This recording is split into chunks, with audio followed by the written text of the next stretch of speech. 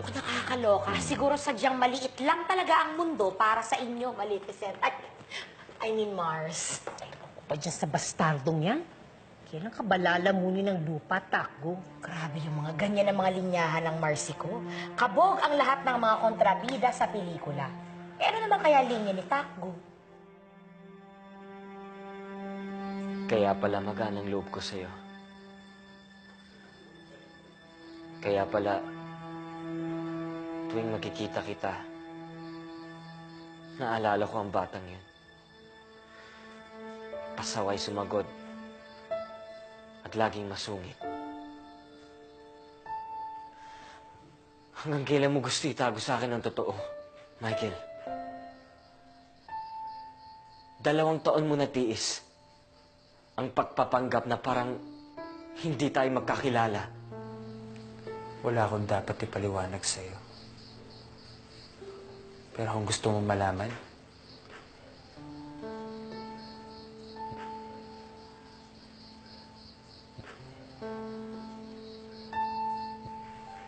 oo. Wala akong balak sabihin sa'yo yung totoo hanggat nandito tayo sa Lucky Bake Shop. Hindi lang sa'yo. Pati sa lahat.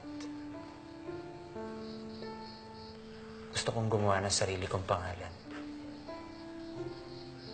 Hindi lagi nabubuhay sa anino ni Abuji. Tama bang narinig ko? Si Takbo ang pinag-uusapan ninyo. Mismo lang siguro yung anak mo. Kaya siguro si Takgo yung naiisip mong pinagkikwentuhan namin. Oo, ganun nga. At saka, bakit naman of all people yung bastardo mo ang pag-uusapan? Palibasa, siya pa rin ang nasa isip mo. Hindi ang posisyon na dapat binibigay mo kay Michael sa kumpanya. Ayoko makipagtalo sa'yo, Amy. Pagod ako. But you have to train him already, Johnny. Total siya naman ang future president ng kumpanya. Bakit ka, pag itong pinag-uusapan namin, ayaw mo akong sagutin? Bakit? Dahil inaantay mo pa rin ang takbong yan? O baka naman alam mo kung nasan siya? At gumagawa ka ng hakbang na hindi ko nalalaman.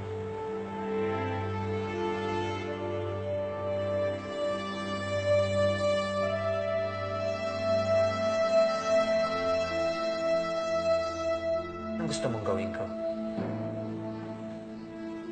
Kamustahin ka kung ano naging buhay mo pagkaalis mo? Tanungin ka kung anong dahilan ng paglayas mo nun?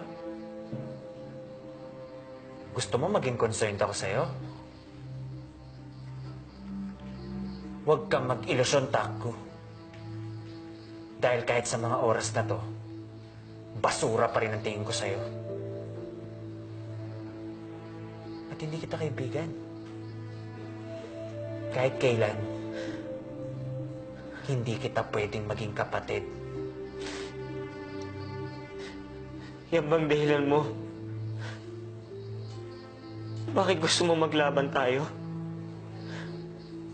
Kung bakit gusto mo kaming paglayuin ni Eunice? Sabihin mo sa akin, Michael.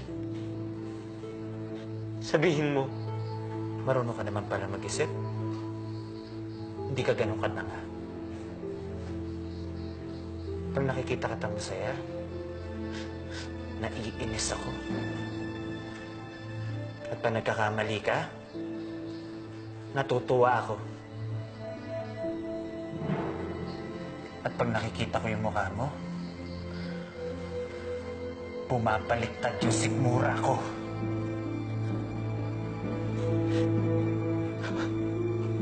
Ganun.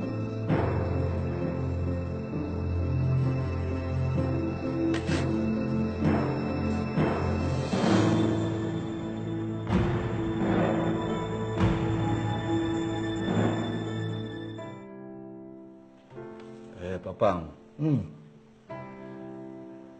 Para ho kasing walang ganang gumawa ng tinapay itong si Takgo nitong mga huling araw eh. Meron po ba kayong alam na dahilan? Bakit hindi siya tanungin mo? Para po kasing walang ganang makipag-usap eh. Lagi pong tahimik at malalim ang iniisip. Kung kailan pa naman po, malapit na ang kompetisyon. Kulang na rin po yung ingredients niya. Ako palagay ko hindi ho makakagawa ng maayos na tinapay yung bata ngayon.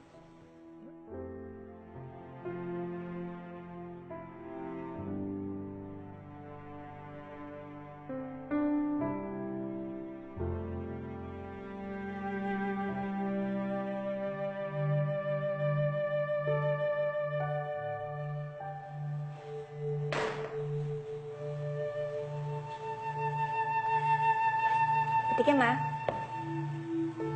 Sige.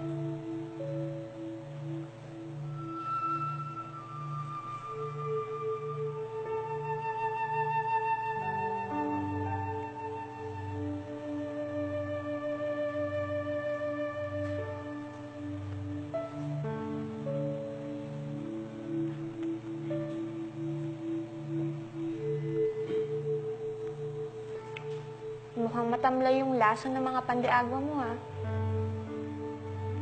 Parang ikaw, nitong mga huling araw. Pati nga si Kuya Victor nag-aalala na sa iyo, eh. Ano ba kasi nangyari? Nag-aalala ka ba para sa kanya? Ako ho, Papa. Ang tingin ko parang nag-aalala ka na baka matalo si Takbo sa kompetisyon.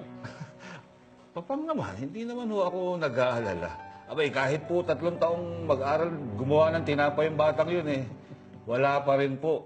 Kasi po, pabaya yung batang yun. Huwag ka mag-alala. Kahit matalo yan sa kompetisyon, pwede mo siyang pabalikin dito sa bakery bilang tagapanghugas.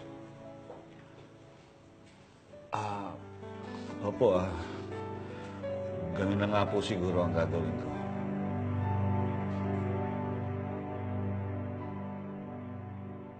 Dahil ba wala na si Eunice dun sa dati niyang tinitirahan? Kaya hindi kayo nakapag-usap? O dahil dun sa babaeng nagpunta rito? Yung mami ni Jericho?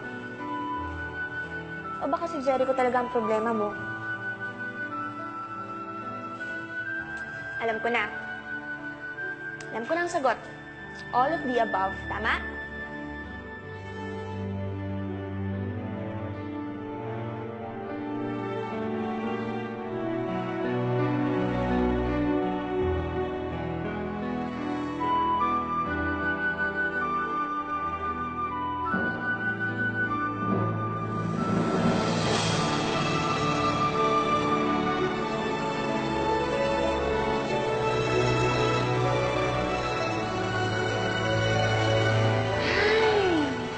Sinasabi ko na nga ba?